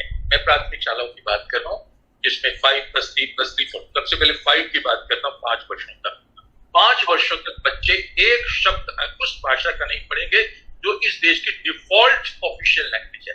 कहने को तो हम कहते हैं कि सह राजभाषा है, लेकिन वास्तविकता वो प्रमुख राजभाषा है। साइंस एक टेक्नोलॉजी की भाषा है जिसके अंदर आप बच्चा मोबाइल खोलता है तो डिफॉल्ट लैंग्वेज उसमें अंग्रेजी आती है और बच्चा प्रयोग करना चाहेगा। हम चाहते हैं वैज्ञानिक सोच विकसित हो। आजकल 3-3 साल के बच्चे, 4-4 साल के बच्चे प्रयोग करना चाहते हैं, हम सबको वंचित कर देना चाहते हैं। तो मुझे लगता है कि एक प्रयास ये होना चाहिए, पहले 3 वर्षों में जो प्ले स्कूल्स हैं वहां अनिवार्यतः क्षेत्रीय भाषाएं, और वही क्षेत्रीय भाषाएं मैं फिर कहूंगा जो राजभाषा के रूप में मान्यता प्राप्त है। अब कई ऐसे राज्य भी हैं जिन्होंने एक दूसरी सह राजभाषा भी रख रखी है। आपको पता है उत्तराखंड में संस्कृत भी सह राजभाषा और उर्दू है, उत्तर प्रदेश में और बिहार में और तेलंगाना में भी। तो वहां में इस बात की अनुमति देनी होगी कि वो इन भाषाओं में भी, लेकिन वो मान्यता प्राप्त क्षेत्रीय भाषाएं होनी चाहिए राजभाषा के रूप में, ताकि उसमें शिक्षकों को तैयार किया जा सके। तो मेरा बस सुझाव ये कि उसके बाद जो क्लास 1 और क्लास 2 में ये बच्चे जब जाएंगे तब अंग्रेजी को अनिवार्य विषय के रूप में उनको पढ़ाया जाना चाहिए, ताकि वो एक व्यावहारिक प्रैग्मेटिक पॉलिसी की बात हम कर सके। मैंने इस दृष्टि से विश्व के, खासतौर यूरोप के सभी देशों की शिक्षा नीति का अध्ययन किया और आपको आश्चर्य होगा कि निश्चित रूप से मातृभाषा के माध्यम से शिक्षा का सबका आग्रह है। और मैं विषय और माध्यम की बात को बहुत स्पष्टता रेखांकित करना चाहूंगा। निश्चित रूप से मातृभाषा शिक्षा का माध्यम होना चाहिए, लेकिन अंग्रेजी एक अनिवार्य विषय के रूप में। और ये चीज खासतौर पर नॉर्थ यूरोप में तो मैंने बहुत स्पष्ट देखा और धीरे धीरे मुहिम चल पड़ी यूरोप के अंदर, क्योंकि सबको आवश्यकता है, नेविगेशन के लिए आवश्यकता है, बैंकिंग के लिए आवश्यकता है, टूरिज्म के लिए आवश्यकता है। कब तक आप अनुवादों पर निर्भर होना शुरू करेंगे? तो मैं चाहूंगा इसको थोड़ा सा प्रैग्मेटिक बनाने पर विचार करें और हम लोग ये एक प्रस्ताव पारित करें कि इसमें निश्चित रूप से इसको स्वीकार किया जाए, लेकिन साथ में जब बच्चे क्लास 1 में चले जाएं तो अनिवार्य भाषा के रूप में अंग्रेजी की उपस्थिति होनी चाहिए। वो है इसमें विजय जी, उसमें बहुत साफ कहा गया है कि ये 3 में से 2 भाषाएं भारतीय भाषा होगी। तो जाहिर है कि जो अंग्रेजी है अंग्रेजी ही, यानी ये बहुत बाद की बातें हैं 2 भाषा। अभी मैं प्राथमिक जो शुरू के +5 उसकी बात कर रहा हूँ, उसमें एक्सपोजर की बात हो रही है केवल, उसमें मातृभाषा माध्यम है, लेकिन अनिवार्य अंग्रेजी की अनिवार्यता का कहीं कोई उल्लेख नहीं। मैं बहुत स्पष्ट कर, मैं आपको स्पष्ट कर रहा हूँ। चलिए उस पर मैं थोड़ा असहमत हूँ, आपको भेजा गया। ठीक है, धन्यवाद आपका, धन्यवाद मल्होत्रा जी। क्या जगन्नाथन जी कुछ कहना चाहेंगे अगर उन तक मेरी आवाज जा रही है? नमस्कार, आपका माइक्रोफोन चालू करना चाहिए, माइक्रोफोन।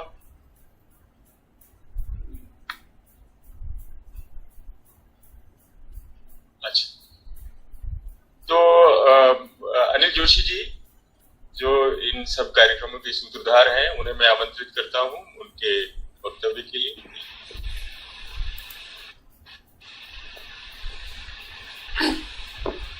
धन्यवाद। और बड़े अच्छे तरीके से हमारे जो आज के वक्ता थे उन्होंने विषय को प्रस्तुत किया। विशेष रूप से जो उसके मूल बातें हैं और जो मूल मंतव्य है उसको राहुल जी ने जिस तरीके से प्रस्तुत किया वो वास्तव में सब लोगों को उस नीति की प्रमुख बातों को बताता ही है। प्रेमपाल शर्मा जी बहुत वर्षों से शिक्षा के क्षेत्र में काम कर रहे हैं और उन्होंने शिक्षा के बहुत महत्वपूर्ण पहलुओं को छुआ, वो बहुत अच्छा है। और सबसे ज्यादा एक इम्पोर्टेंट महत्वपूर्ण तो अशोक पांडे जी का इस नाते से है कि अभी जो नीति है उसका कार्यान्वयन कैसे होगा, क्या होगा, ये इसकी कुछ झलक उनकी बातों से मिली। इसमें क्या परेशानियां हैं। जैसा राहुल जी ने कहा, मैं वही बात एक तो कहना चाहूंगा कि जहां तक सरकार की नीति की बात है, नीयत की बात है, मंतव्य की बात है, पहली बार इतनी गहराई से, इतना खुलकर, इतना विस्तार से और उसके विभिन्न आयामों को समझते हुए नीति के अंदर जो है भारतीय भाषाओं की बात की गई है। और कई बार क्या होता है कि सारी नीति एक तरफ और कोई एक वाक्य या एक शब्द ऐसा लिख दिया जाता है जिससे कि ये कहा जाता है कि सारी बात चर्चा उसी के ऊपर केंद्रित हो जाती है। तो इसलिए मैं प्रताप बहनू मेहता का एक लेख पढ़ रहा था, तो उसने कहा कि जहाँ जहाँ ऐसी स्थितियां थी वहां पर ये नीति जो है वो नाइसली एम्बिगुअस है, और वो इस तरह से उसको रखा गया है कि शब्दों को इस तरह से रखा गया है कि उस तरह के विरोध की स्थितियां ना। परंतु जो बातें भारतीय भाषाओं के लिए आई हैं वो बहुत ही महत्वपूर्ण है। जैसे जिसकी चर्चा सबसे ज्यादा हुई है वो बात यह है कि प्राथमिक स्तर के ऊपर जो है वो भाषा जो है वो रहेंगी, जिसको गृह भाषा कहा गया, मातृभाषा कहा गया, क्षेत्रीय भाषा कहा गया। अब लेकिन उसके आगे की जो बात है वो इस बात पर थोड़ा सा चर्चा हुई, वो बहुत महत्वपूर्ण चर्चा हुई। मतलब जो बिंदु थे, जैसे पांडे जी ने ये कहा कि अभिभावक क्या कहते हैं,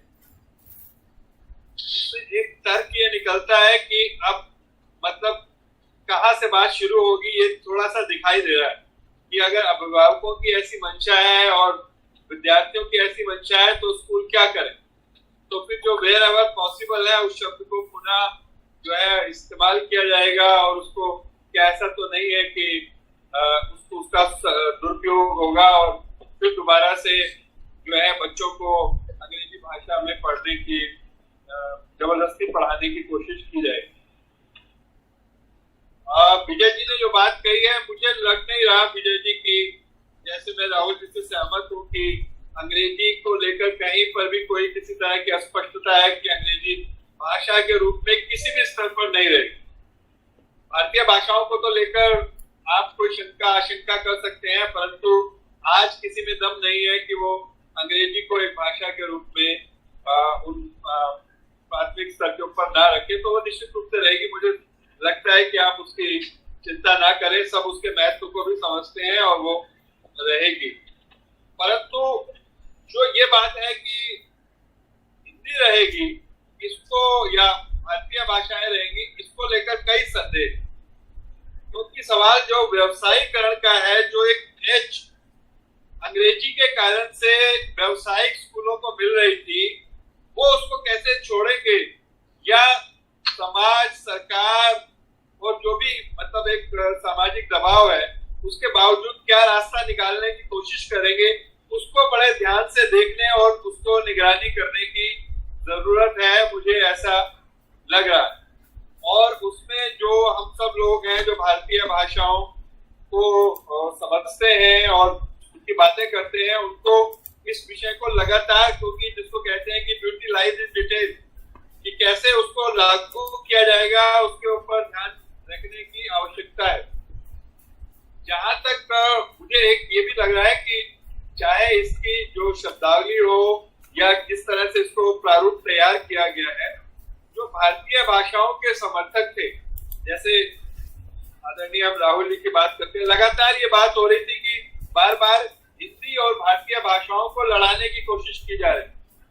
तो इस नीति में ये बड़ा ध्यान रखा गया है कि जो हिंदी और भारतीय भाषाएं हैं उनमें जो समन्वय की, संवाद की, सद्भाव की स्थिति है वही दिखाई दे, बजाय इसके कि मतलब हम आपस में लड़ने या उसमें कोई एक वाक्य उठाकर उसको दिखा दिया जाए।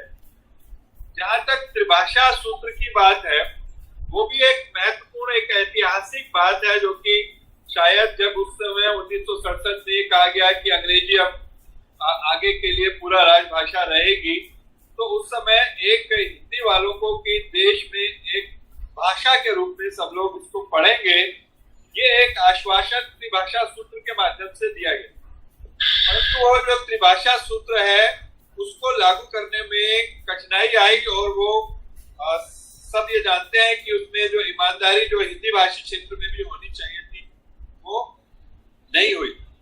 तो ये जो त्रिभाषा सूत्र है इसको अभी भी अगर जो हम विशेष रूप से जो हिंदी भाषी क्षेत्र के लोग हैं उसमें ये विचार करके एक इसके लिए एक अभियान चलाया जाना चाहिए कि जो हिंदी वाले हैं वो अन्य भारतीय भाषाओं को भी चुने। और ये कोई अगर हम इसको एक फालतू का एक मुद्दा समझ लेंगे या इससे कोई फर्क नहीं पड़ता ये समझ लेंगे तो फिर हम जो अन्य भाषा भाषी हैं उनको भी हिंदी से जोड़ने का जो हमारा नैतिक अधिकार है उसको शायद हम खोते हैं। और जो शब्दावली उसके लिए चुनी गई है मैं समझता हूँ कि बड़ी समझदारी से 2 भारतीय भाषाओं की बात की गई है। और बहुत सारे लोग ऐसे भी आज जो देश की स्थिति हो गई है उसमें अपनी भाषाओं को छोड़कर बाकी सब भाषाएं उपयोगी, चाहे हमारा बच्चा पूरा जीवन दक्षिण भारत में रहता हो, बम्बई में रहता हो, परंतु हम उसको कभी नहीं चाहेंगे कि वो मराठी सीखे, कभी नहीं चाहेंगे कि वो कन्नड़ सीखे, कभी नहीं चाहेंगे कि वो तमिल सीखे। परंतु हमको एक ऐसी भाषा अगर हम कहें कि जर्मन सीख ले, फ्रेंच सीख ले, तो हम बच्चे को उसको सिखाने में सोचेंगे कि शायद उसके भविष्य में कुछ काम आ जाएगा। तो अपनी भाषाओं के प्रति ये जो दृष्टिकोण है सभी भाषा भाषियों में उसको इस से बड़ा बल मिला है और हम कम से कम उसको मजबूती के साथ जोड़ें। इसमें कुछ और भी बिंदु हैं जिस पर हमको ध्यान देना चाहिए।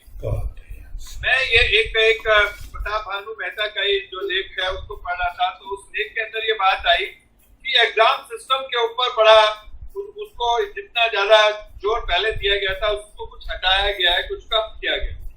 तो उन्होंने उसमें ये लिखा जो कि मुझे लगा कि काफी महत्वपूर्ण है कि एग्जाम सिस्टम के ऊपर जो जोर है क्योंकि उसमें से जो अवसर निकलते हैं वो उसके कारण से एग्जाम सिस्टम की अगर आपका एक अंक भी ऊपर आ गया तो आप IIT में चले गए या मेडिकल में चले गए, तो जब तक उसको जो अवसर है, अवसरों की समानता है, उस पैराडाइम को ठीक नहीं किया जाएगा तो ये जो शिक्षा के अंदर हम कह रहे हैं कि परीक्षा प्रणाली के ऊपर जो बोर्ड के एग्जाम पर जोर है वो खत्म नहीं हो सकता।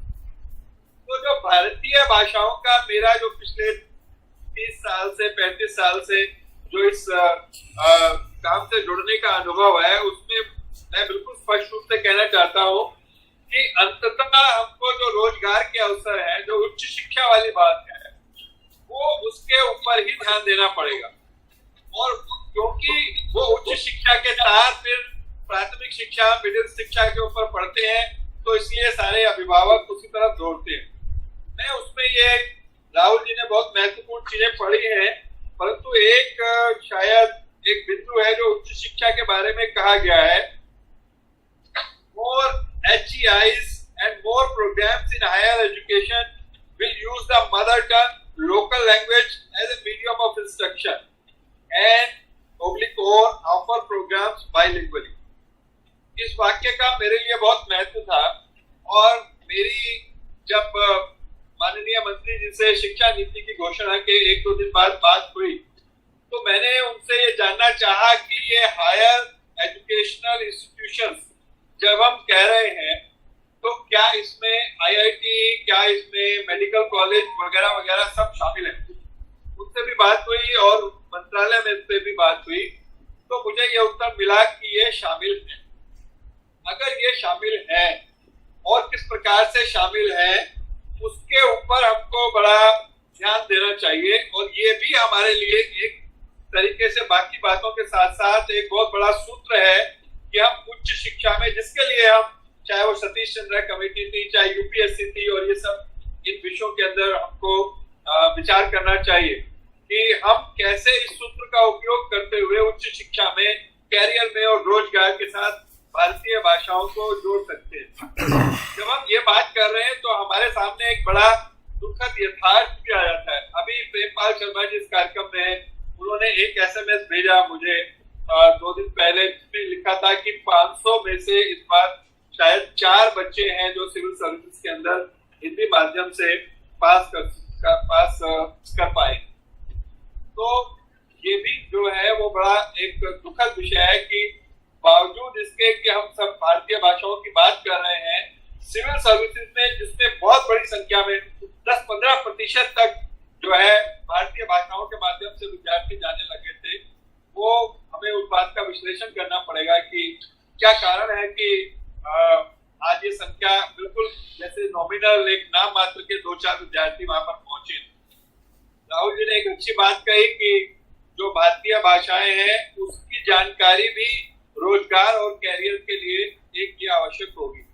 ये एक बड़ा महत्वपूर्ण बिंदु है और मैं इसको जब मैं फिजी में था तब भी कई बार मैं कहा करता था कि जैसे पर्यटन है फिजी के लिए बहुत महत्वपूर्ण था और पर्यटन में जो लोग आते थे वो उसमें भारतीयों की संख्या बहुत थी, तो हम कहते थे कि अगर जो पर्यटन पढ़ रहे हैं अगर वो हिंदी पढ़ते हैं वहां पर तो वो उनके लिए लाभकारी होगा। तो सिर्फ एक भाषा के रूप में नहीं बल्कि अलग अलग व्यवसायों के साथ जोड़ने के रूप में किस तरह से इस नीति का उपयोग किया जा सकता है ये भी विचारणीय है। अंततः मैं ये सोचूंगा कि जैसे नीति जो है उसकी और उसमें 3-4 साल लगेंगे तो हमारा काम अभी समाप्त नहीं हुआ है, शुरू हुआ है।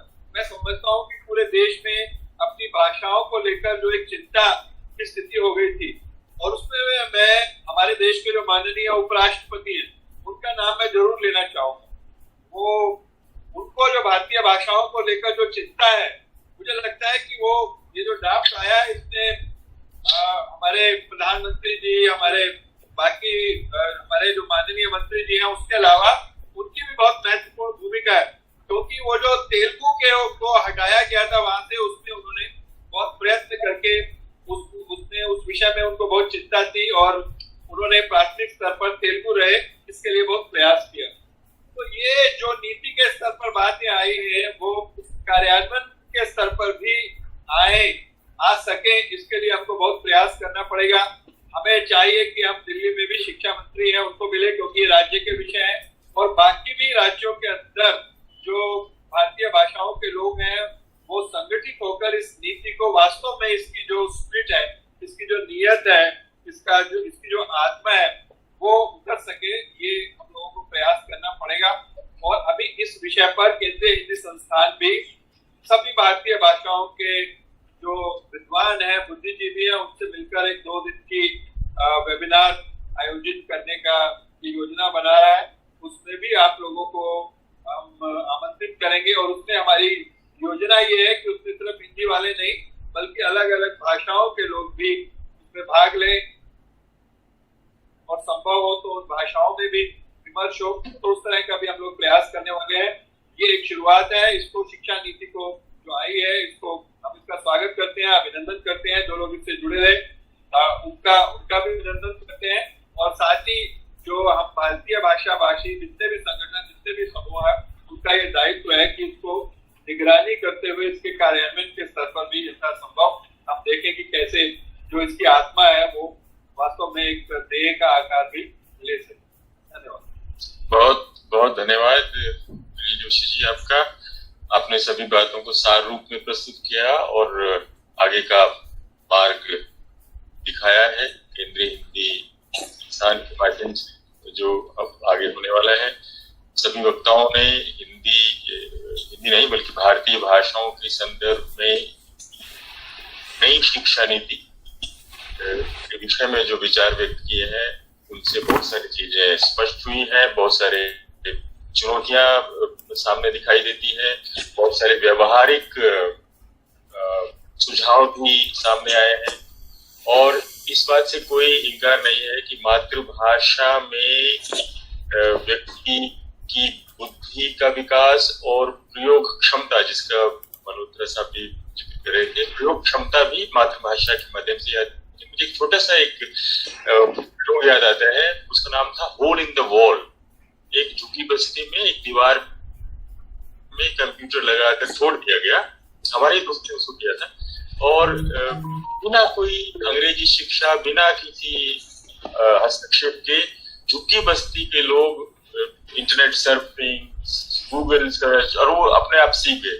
तो वो जो जिनको वो सीखना है ये वो सीख जाएंगे, लेकिन अगर हम अपनी भाषाओं, मेरा मतलब सभी भारतीय भाषाओं को सामने रखेंगे तो उससे हमें विद्यार्थी के विकास में, बच्चे के विकास करने में मदद मिल सकती है। बहुत बहुत धन्यवाद आप सभी का। और जी आप सुगता मित्रा की बात कर रहे हैं? हाँ जी जी हमारे भी मित्र है वो। अच्छा तो मित्र का मित्र हुआ। तो मेरा हार्दिक धन्यवाद पद्मेश जी को धन्यवाद ज्ञापन का कार्य संभालने के लिए। धन्यवाद पद्मेश जी। और अगर कुछ बोलना चाहे तो अनूप जी को अनूप जी कुछ नहीं, मैं बहुत बहुत धन्यवाद राजेश जी। पद्मेश जी जी अनूप जी आप बोले। अनूप जी प्रणाम। मैं अशोक पांडे। हाँ नहीं, सभी को प्रणाम मेरा। और मैं थोड़ा माफी चाहूंगा, मैं आज पूरा नहीं, पर हम आपको माफी दे नहीं सकेंगे।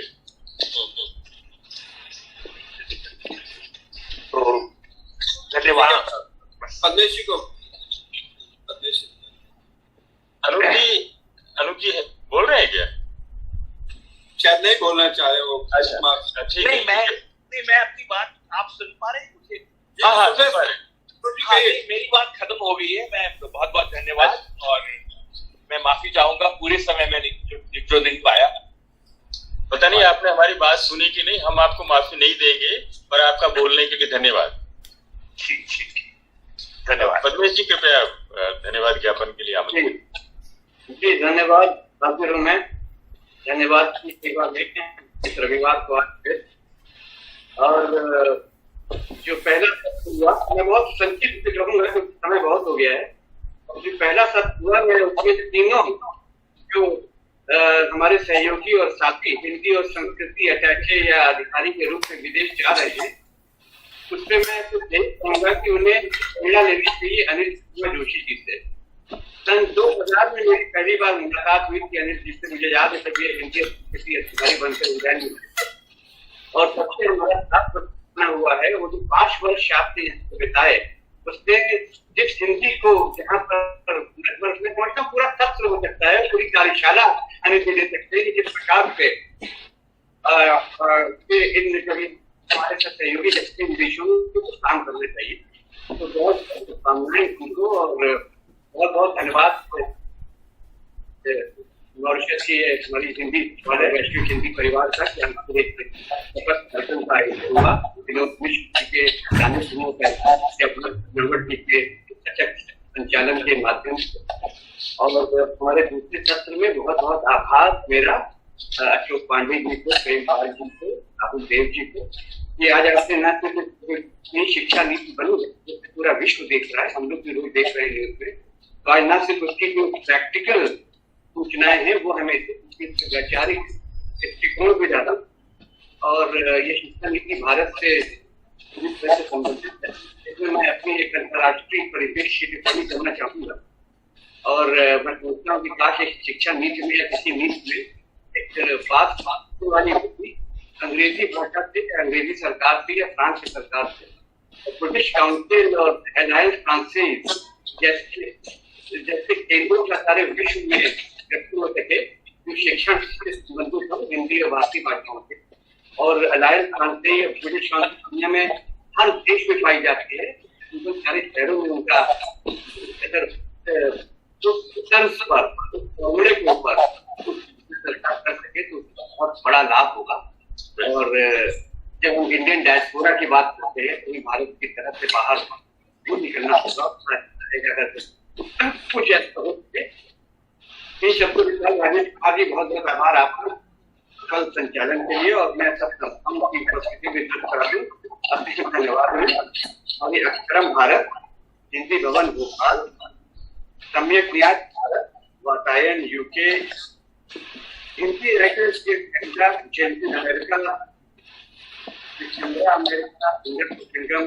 सिंगापुर, नॉटिंगम, भारतीय अध्ययन केंद्र,